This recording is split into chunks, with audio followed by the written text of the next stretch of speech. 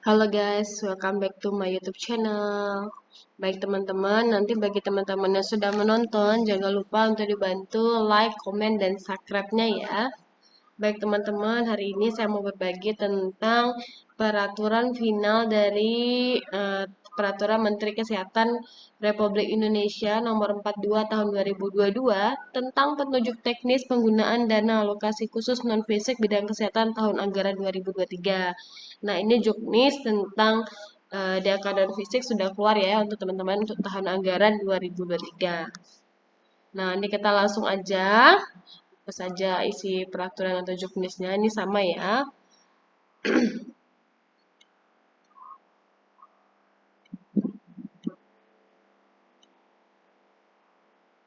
Kita langsung aja nanti ke bagian eh,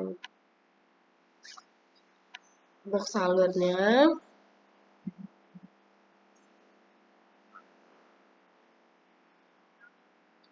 Ini yang penting ya teman-teman ya. Terkait penyaluran dana, diingatkan kembali penyaluran dana itu bab 4. Dana BOK Dinas Kesehatan Provinsi disalurkan dari kas umum negara ke rekening kas umum daerah provinsi. Kemudian dana BOK Dinas Kesehatan Kabupaten Kota disalurkan dari rekening kas umum negara ke rekening kas umum daerah Kabupaten Kota. Kemudian dana BOK Puskesmas disalurkan dari rekening kas umum negara ke rekening Puskesmas yang menjadi bagian kas umum daerah. Kemudian penyaluran dana BOK Puskesmas sebagaimana dimaksud pada ayat 3 dilaksanakan berdasarkan rencana kegiatan. Kemudian rencana penyaluran dana BOK Dinas Kesehatan Provinsi dan BOK Dinas Kesehatan Kabupaten Kota dilaksanakan sesuai dengan ketentuan peraturan perundang-undangan. Kemudian penyaluran dana BOK Puskesmas sebagaimana dimaksud dalam pasal 10 ayat 4 dilakukan oleh kementerian yang menyelenggarakan urusan pemerintahan di bidang keuangan setelah mendapat rekomendasi dari kementerian yang menyelenggarakan urusan pemerintahan di bidang kesehatan. Kemudian rekomendasi penyaluran sebagaimana dimaksud pada ayat 1 dilakukan berdasarkan laporan realisasi penggunaan dana yang disampaikan oleh pemerintah daerah. Kemudian laporan realisasi penggunaan dana sebagaimana dimaksud pada ayat 2 dengan ketentuan yang pertama, penyampaian laporan realisasi penggunaan tahap 1 paling lambat 31 Mei tahun anggaran berkenaan. Kemudian penyampaian laporan realisasi penggunaan tahap 2 paling lambat 30 September tahun anggaran berkenaan. Kemudian penyampaian laporan realisasi penggunaan tahap 3 paling lambat 31 Januari tahun anggaran berikutnya. Kemudian penyampaian laporan yang bertepatan dengan hari libur kalender dilaksanakan paling lambat 1 hari pada hari kerja berikutnya. Kemudian laporan realisasi sebagaimana dimaksud pada ayat 3 diverifikasi secara berjenjang oleh Dinas Kesehatan dan organisasi perangkat daerah yang menyelenggarakan urusan keuangan pemerintah daerah. Kemudian laporan realisasi penggunaan dana BOK Puskesmas tahap 1 dan tahap 2 sebagaimana dimaksud pada ayat 3 huruf A dan huruf B dijadikan sebagai dasar rekomendasi untuk penyaluran tahap 3.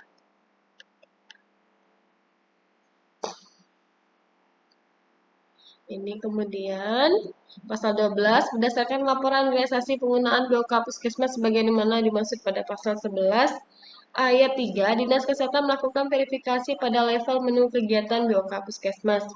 Kemudian hasil verifikasi Dinas Kesehatan sebagaimana dimaksud pada ayat 1 digunakan oleh organisasi perangkat daerah yang menyelenggarakan urusan keuangan pemerintah daerah untuk melakukan verifikasi laporan penggunaan BOK pada level jenis box.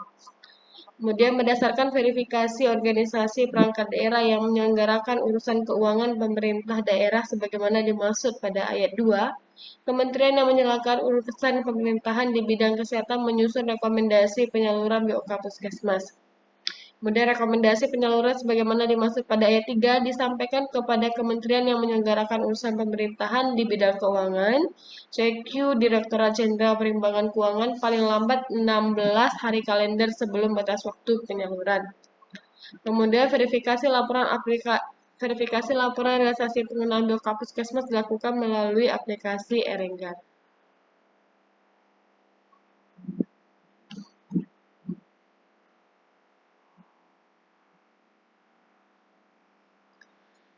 Kemudian pasal 13 yaitu bab rekening dana alokasi khusus non fisik. Yang ayat pertama, pasal 13, rekening di akal non fisik bidang kesehatan meliputi rekening kas umum daerah atau RKUD, kemudian rekening puskesmas. Ayat 2, rekening kas umum daerah sebagaimana dimaksud pada ayat 1, huruf A digunakan untuk menerima penyaluran dana BOK dinas.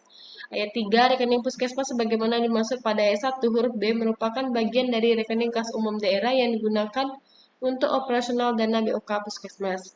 Ayat 4, rekening Puskesmas sebagaimana dimaksud pada ayat 3 harus memenuhi kriteria yaitu atas nama Puskesmas sesuai dengan nama yang terdaftar dalam aplikasi Rekpus, kemudian nama rekening diawali dengan nomor Rekpus dan diikuti dengan jenis pendanaan serta nama Puskesmas. Kemudian rekening puskesmas sebagaimana dimaksud pada ayat 3 ditetapkan oleh bupati atau wali kota sesuai dengan kewenangannya dan disampaikan oleh Dinas Kesehatan kepada kementerian yang menjalankan usaha pemerintahan di bidang kesehatan melalui aplikasi Erenggar. Kemudian ayat 14, rekening puskesmas sebagaimana dimaksud dalam pasal 13 ayat 4 dibuka pada bank dengan kriteria yang pertama mempunyai teknologi informasi yang berkualitas dan handal serta mampu yang pertama memenuhi fasilitas pengelolaan rekening puskesmas, kemudian mengembangkan fasilitas interkoneksi data antar server yang terhubung secara langsung atau host to host atas pengelolaan rekening puskesmas dengan sistem aplikasi Erenggar. Kemudian sanggup mematuhi ketentuan peraturan perundang-undangan dan bersedia bekerjasama dengan kementerian yang menyelenggarakan urusan pemerintahan di bidang kesehatan. Ayat 2, fasilitas pengelolaan rekening puskesmas sebagaimana dimaksud pada ayat 1 huruf A angka 1 paling sedikit meliputi kemampuan konsolidasi rekening real, kemudian menyediakan layanan pengelolaan keuangan dengan sistem manajemen cash atau cash management system dengan beroperasi penuh serta mendukung pembayaran dan penyetoran penerimaan daerah. Bebas biaya administrasi, kemudian tidak memungut pajak. Kemudian menyediakan dashboard yang dapat memonitor aktivitas seluruh rekening. Ayat 3, bank sebagaimana dimaksud pada ayat 1 ditentukan melalui mekanisme kontes sesuai dengan ketentuan peraturan perundang-undangan. Ayat 4, dalam melaksanakan mekanisme kontes sebagaimana dimaksud pada ayat 3, kementerian yang menyelenggarakan urusan pemerintahan di bidang kesehatan berkoordinasi dengan kementerian yang menyelenggarakan urusan pemerintahan di bidang keuangan dan kementerian yang menyelenggarakan urusan pemerintahan dalam negeri. Kemudian berdasarkan hasil kontes sebagaimana dimaksud pada ayat 3, kementerian yang menyelenggarakan urusan pemerintahan di bidang kesehatan memberikan rekomendasi bank kepada pemerintah daerah.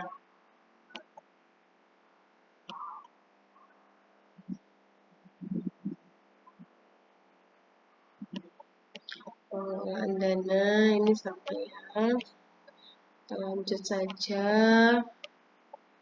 Ini sama pelaksanaan realisasinya sama setiap tahunnya.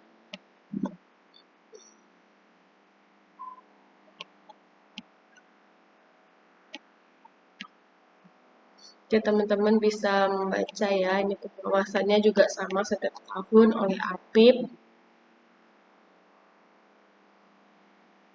Sekian ya penutup.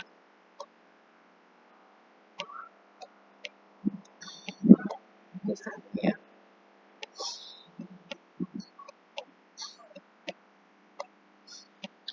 Oke. Nah, untuk lampiran ini yang perlu diketahui teman-teman.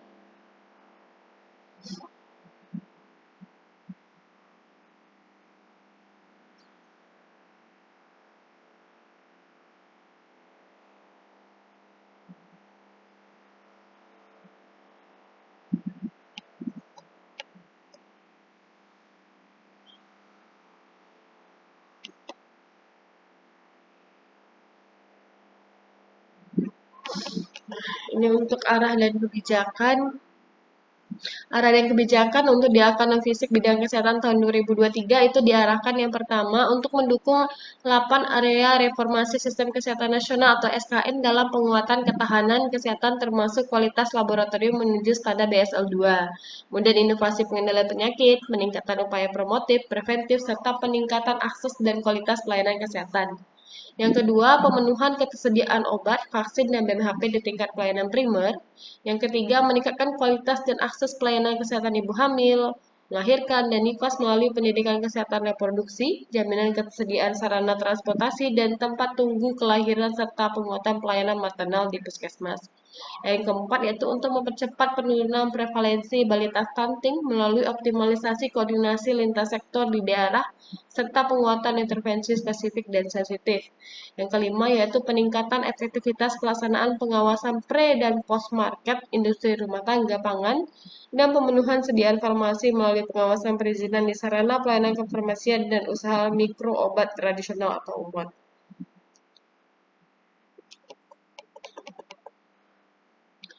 Itu arah kebijakan, sasarannya sama, ruang lingkupnya juga sama, prinsipnya juga sama setiap tahun.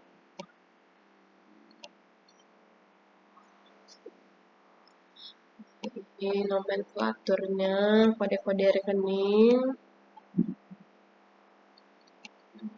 Sudah tahu ya, hampir sudah ada di SCPD semuanya kode-kode rekeningnya. Pelaporannya juga sama per triwulan di aplikasi Erenggan.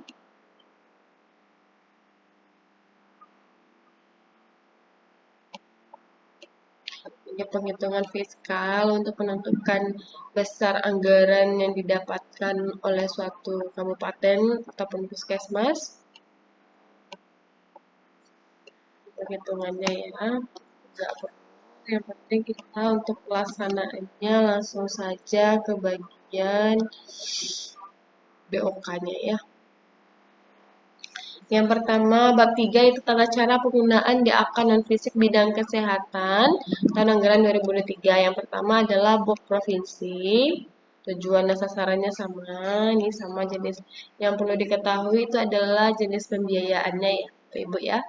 Jenis pembiayaannya yang diperbolehkan yaitu belanja transfer lokal, kemudian belanja perjalanan dinas wilayah provinsi bagi ASN, kemudian belanja perjalanan dinas bagi penyurvei akreditasi, kemudian belanja perjalanan dinas pelatihan atau peningkatan kapasitas topik prioritas, kemudian belanja paket data internet pelatihan atau peningkatan kapasitas topik prioritas secara daring, kemudian belanja langganan aplikasi pertemuan daring, kemudian belanja pembelian bahan praktek, pelatihan atau peningkatan kapasitas topik prioritas, kemudian belanja jasa pelatihan yang diselenggarakan oleh Balai Pelatihan Kesehatan atau Bapelkes termasuk penerbitan e-sertifikat.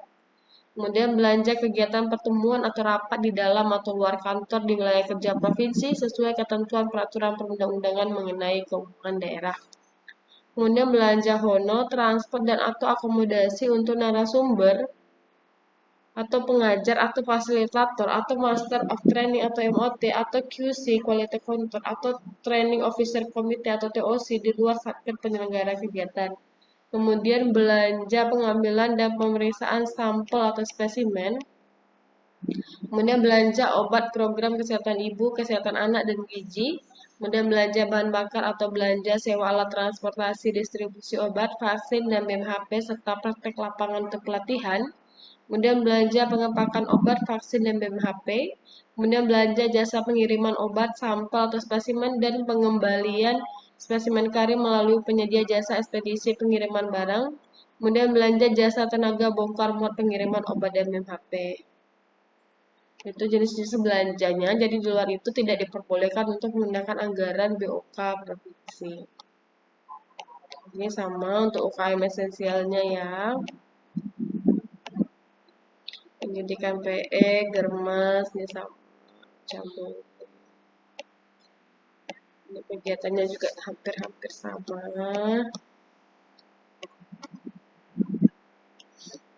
Komponen belanjanya ya Bapak Ibu ya. Sudah dijelaskan dengan rinci.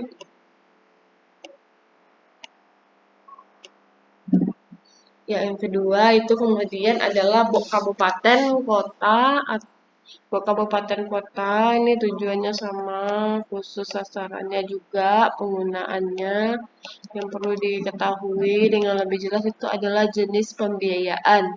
Untuk dana BOK kabupaten kota dimanfaatkan untuk pembiayaan program dan kegiatan meliputi yang pertama belanja transportasi lokal, belanja perjalanan dinas dalam wilayah kabupaten kota bagi ASN, belanja perjalanan dinas bagi penyurvei akreditasi, belanja langganan aplikasi pertemuan daring, kemudian belanja perjalanan dinas pelatihan atau peningkatan kapasitas topik prioritas, belanja pakai data internet atau pelatihan atau peningkatan kapasitas topik prioritas secara daring, kemudian belanja pembelian bahan praktik pelatihan atau peningkatan kapasitas topik prioritas termasuk penerbitan e-sertifikat.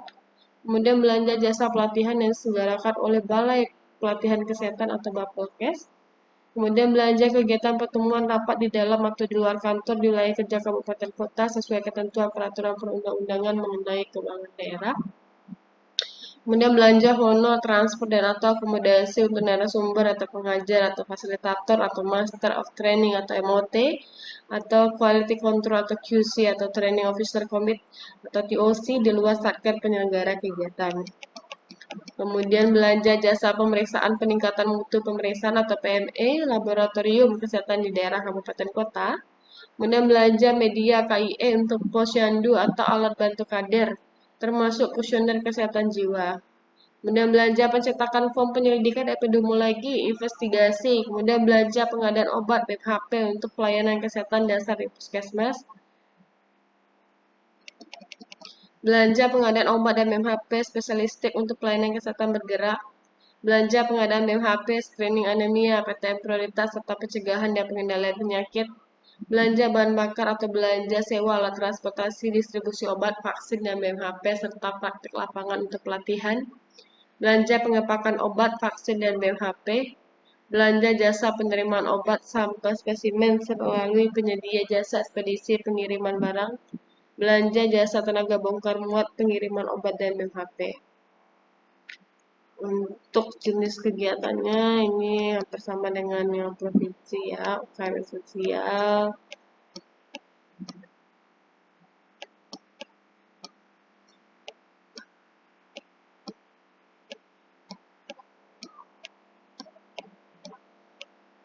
Jadi nanti bisa dibaca ya teman-teman ya, agar pelaksanaan dana APBN DOK kita itu sesuai dengan juknis dan tidak ada yang melenceng.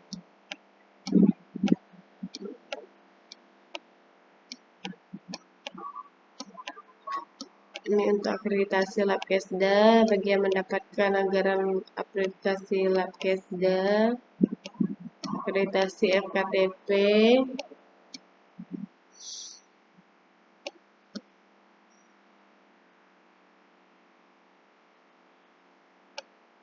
ini sudah ada ketentuan paket-paketnya ya Bapak Ibu ya untuk akreditasi FKTP-nya.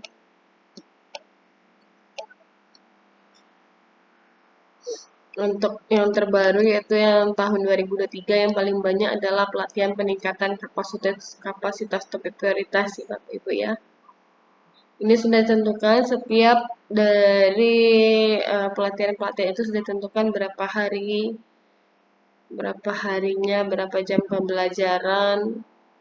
Contohnya ini tadi pelatihan MTBS itu 4 hari, 2 jam pembelajaran. Kemudian ada pelatihan klaster usia produktif dan lansia. Ini ada macam-macam jenis pelatihannya. Ada pelatihan deteksi dini kanker payudara itu 7 hari efektif 68 JPL 30 orang. Kemudian pelatihan pelayanan terpadu penyakit tidak menular atau pandu PTM di FKTP itu 6 hari efektif sebanyak 56 JPL maksimal 30 orang. Kemudian pelatihan P2 PPOK dan asma tenaga kesehatan di puskesmas itu 4 hari efektif sebanyak 30 JPL, pesertanya 25 sampai dengan 30. Ada workshop pelayanan screening layak hamil bagi push. Kemudian pelatihan kesehatan korban kekerasan terhadap perempuan dan anak tidak pidana. Ada pelatihan klaster pengendalian penyakit yaitu untuk kapasitas pemetaan daerah dan reseptif malaria itu 4 hari efektif 35 JPL 25 sampai 30 orang satu kelas. Kemudian pelatihan tenaga entomolog puskesmas yaitu 6 hari efektif 50 JPL 30 peserta per kelas. Kemudian pelatihan TB itu 4 hari efektif, 33 JPL, 25 sampai 30 peserta. Kemudian pelatihan sanitasi lingkungan yaitu 34 JPL bagi sanitarian yang pernah mendapatkan kuota serupa selama 1 tahun terakhir yaitu 20 sampai 25 peserta per kelas. Kemudian pelatihan tenaga kesehatan imunisasi dan surveillance PD3I itu 4 hari kerja untuk imunisasi dan 7 hari efektif untuk pelatihan PD3I. Pelatihan dilaksanakan sebanyak 36 JPL untuk imunisasi dan 66 JPL untuk PD3I. Untuk satu kelasnya maksimal 30.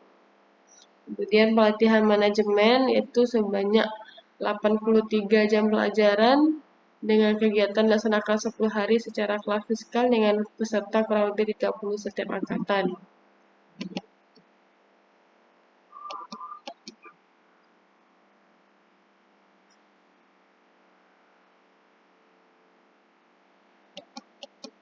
Kemudian orientasi penyelenggaraan laboratorium kesehatan masyarakat tingkat 1. Ini orientasinya 3 hari sebanyak daring atau luring dengan fasilitator sebanyak 5 orang masing-masing 3 JPL. Kemudian workshop kader. Ini ada pelatihan pemantauan tumbuh kembang kader yaitu maksimal satu kelas itu 15 orang. Yaitu tatap muka selama 2 hari. Kemudian workshop klaster usia produktif atau lansia itu sebanyak 2 hari. 1 hari workshop luring dan hari kedua itu kunjungan. Kemudian pelatihan klaster pengendalian penyakit itu 3 hari efektif, 24 JPL, 30 peserta. Kemudian pelatihan kadar malaria itu 6 hari efektif, 50 JPL dan 25 peserta. Pelatihan kadar posyandu dan posyandu prima itu 3 hari. Kemudian kita masuk ke BOK Puskesmas, tujuan sasaran nih sama. Yang terbaru ini adalah penyediaan makanan tambahan pangan lokal. Yang perlu kita ketahui adalah jenis pembiayaannya. Jenis pembiayaan untuk BOK Puskesmas yaitu belanja transportasi lokal, petugas kesehatan, kader, serta lintas sektor, belanja perjalanan dinas dalam wilayah kerja Puskesmas bagi ASN Puskesmas, belanja bahan praktik pendukung kegiatan survei atau pengendali faktor atau penemuan kasus atau deteksi dini, atau screening atau POPM atau pengincuan STBM, kemudian belanja langganan aplikasi pertemuan daring dengan kapasitas 300 orang, belanja kegiatan pertemuan atau rapat di dalam atau di luar puskesmas di wilayah kerja puskesmas sesuai dengan ketentuan peraturan perundang-undangan mengenai keuangan daerah, kemudian belanja penyelenggaraan pemberian makanan tambahan berbasis panganan lokal bagi ibu hamil dan balita, belanja honor, transport, dan atau akomodasi narasumber diperuntukkan bagi narasumber di luar satker penyelenggara kegiatan, belanja jasa atau transfer pengepakan pengiriman sampel atau spesimen dan pengembalian spesimen karir, belanja jasa pemeriksaan sampel atau spesimen di laboratorium luar puskesmas, belanja sewa paket langganan internet di puskesmas dan pustu dengan maksimal belanja 200.000 per bulan per puskesmas dan pustu. Belanja insentif UKM petugas puskesmas. Dana BOK puskesmas tidak boleh dimanfaatkan untuk pembiayaan promosi kesehatan di media cetak, koran, majalah, dan lain-lain dan elektronik. Ini untuk UKM esensial sudah sama ya.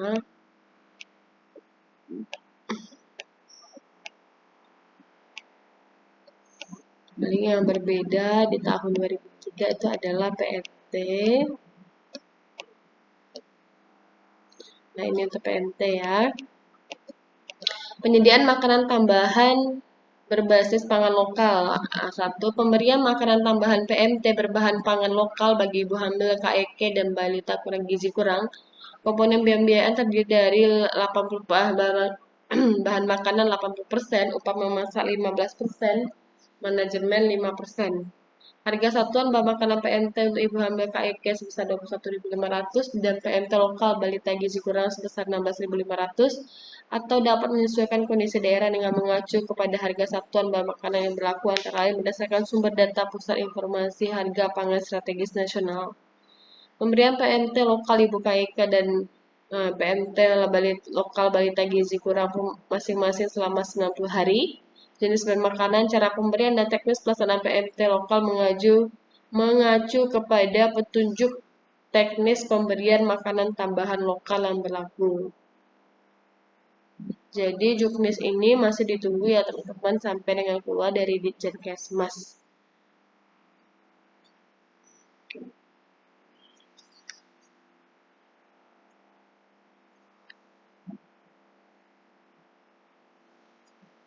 Kemudian pelatihan tim pelaksana dalam penyiapan pemberian makanan tambahan berbasis pangan lokal bagi ibu hamil, KIK, dan balita gizi kurang di tingkat kabupaten dan puskesmas dilaksanakan oleh petugas puskesmas dengan sasaran kader atau PKK.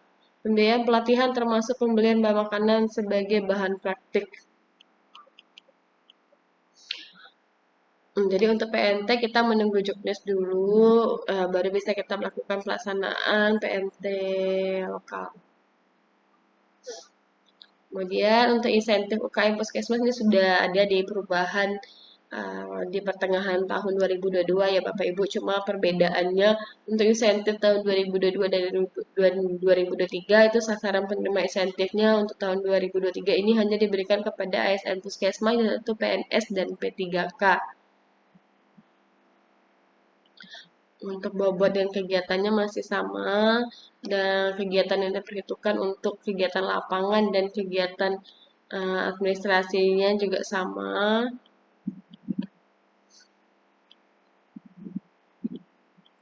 Yang berbeda itu yang kemudian adalah insentif dasar puskesmas perkaliannya adalah 10% dengan penyerapan dana BOK sebelumnya. Dengan catatan bahwa nilai 10% merupakan nilai konstanta yang sudah ditetapkan atas dasar survei di sejumlah puskesmas. Kalau tahun 2002 masih 7,5, tahun 2023 itu sudah 10% untuk nilai dasar puskesmasnya. Cara perhitungannya masih sama, masih menggunakan template, tinggal diganti aja untuk insentif dasarnya menjadi 10%. Untuk cara perhitungannya juga masih sama.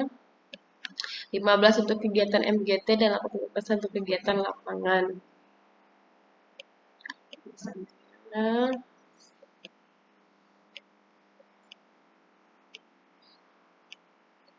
untuk cara pengisian template SPM-nya juga sama kategorinya.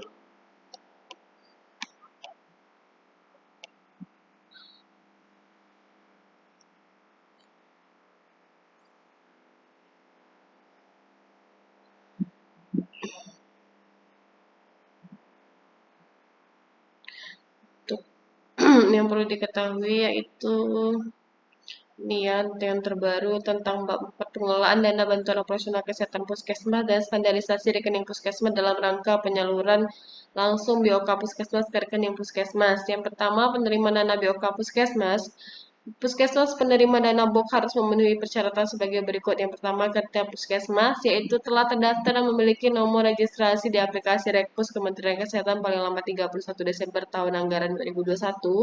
Kemudian memiliki rekening puskesmas atas nama puskesmas sesuai dengan standar. Yang kedua, Dinas Kesehatan melakukan validasi terhadap puskesmas penerima BOK puskesmas. Kemudian Menteri menetapkan puskesmas sebagai penerima BOK puskesmas setiap tahun anggarannya. Perencanaan dan penganggaran. Kepala Puskesmas penerima dana BOK mengkoordinasi penyusunan rencana kegiatan anggaran Puskesmas atau RKAP BOK Puskesmas. Kemudian RKAP BOK Puskesmas disampaikan kepada Kepala Dinas Kesehatan Kabupaten Kota. Kemudian Kepala Dinas Kabupaten Kota mengkoordinasikan usulan RKAP BOK Puskesmas kepada Kementerian Kesehatan. Kemudian RKAP BOK Puskesmas diusulkan melalui aplikasi Renggar. Kemudian Kepala Dinas Kesehatan mengkoordinasikan proses pembahasan usulan RKAP BOK Puskesmas. Kemudian usulan RKAP BOK Puskesmas disepakati dalam berita acara yang dibubuhi tanda tangan Kepala Puskesmas, Kepala Dinas Kesehatan Kabupaten Kota, dan perwakilan Kementerian Kesehatan. Untuk standarisasi rekening Puskesmas itu sudah ada ya, sudah semua. Pembukaan rekening juga ini sudah dilakukan.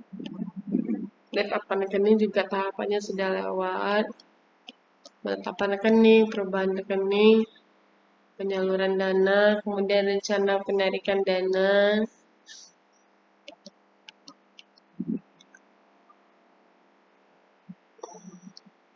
Yang perlu dipahami yaitu fungsi Dinas Kesehatan di BOK, penyaluran BOK Puskesmas. Di sini Dinas Kesehatan melakukan validasi terhadap rencana penarikan dana BOK Puskesmas dengan ketentuan sebagai berikut, yaitu validasi dilakukan melalui aplikasi Renggar, kemudian validasi penarikan dana BOK Salur dilakukan meliputi kesesuaian rencana penggunaan dengan RKAP, kewajaran nilai penarikan dengan rencana penggunaan, kesesuaian nilai penarikan dengan nilai dana BOK pada RKAP, kesesuaian penarikan dengan tahapan nilai pada setiap tahap penyaluran, kemudian penarikan dana BOK Puskesmas tidak melebihi pagu rencana kegiatan untuk masing-masing menu. Kemudian Dinas Kesehatan harus melakukan validasi paling lambat 2 kali 24 jam setelah Puskesmas mengajukan rencana penarikan dana pada aplikasi Erenggan. Kemudian dalam hal rencana penarikan dana sebagaimana dimaksud dalam angka 6 ditajukan paling lambat diajukan setelah pukul 15 waktu setempat atau bertepatan hari libur, maka batas waktu validasi dihitung pukul 8 waktu setempat pada hari kerja berikutnya. Dalam hal Dinas Kesehatan belum melakukan validasi sesuai ketentuan angka 6, maka dianggap menyetujui rencana penarikan dana oleh Puskesmas. Hasil validasi Dinas Kesehatan pada aplikasi Anengga berupa dokumen elektronik. Penggunaan dana ini sudah sesuai pelaksanaan. Yang perlu diketahui ya, pelaksanaan dana BOK Puskesmas.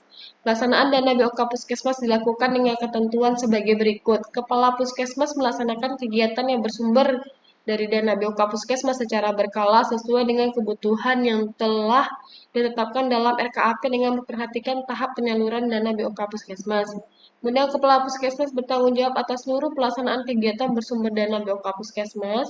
Kemudian dalam pelaksanaan BOK Puskesmas, Kepala Puskesmas berkoordinasi atau konsultasi dengan Kepala Dinas Kesehatan. Kemudian dalam pelaksanaan dana BOK, Kepala Puskesmas dan pengelola keuangan dilarang melakukan transfer dana BOK Puskesmas ke rekening pribadi atau lainnya selain untuk pembayaran kegiatan BOK Puskesmas. Kemudian membungkakan dana BOK pada bank tertentu untuk kepentingan pribadi. Kemudian meminjamkan kepada pihak lain, membiayai kegiatan yang tidak tercantum dalam petunjuk teknis, menggunakan dana BOK Puskesmas untuk kepentingan pribadi atau kelompok tertentu.